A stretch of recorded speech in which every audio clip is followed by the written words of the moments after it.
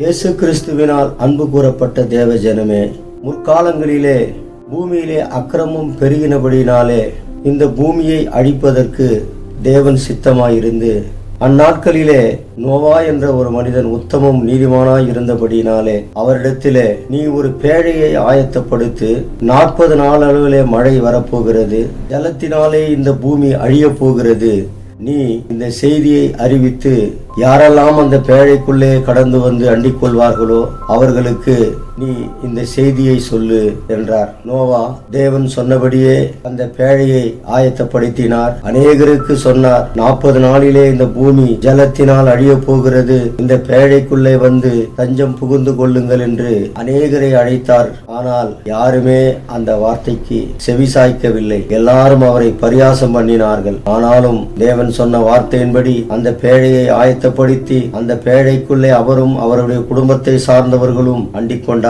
தேவன் சொன்னபடி மழை ஆரம்பித்தது. நாளுக்கு நாள் மழை பெருகினவுடனே பூமியிலே ஜலம் பெருகிற்று.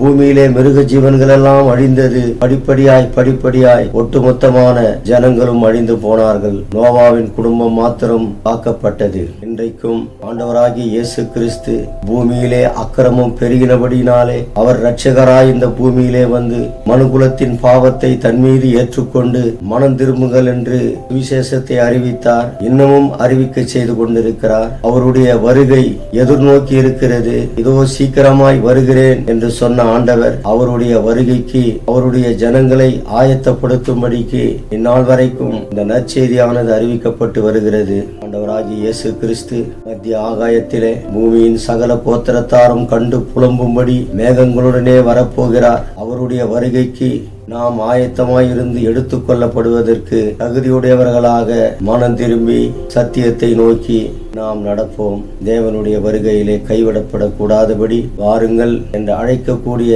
ஒரு அழைப்புக்கு தகுதியானவர்களாக நாம் வாழ்ந்து இயேசுவின் வருகையை எதிர்நோக்குவோம். ஆமென்.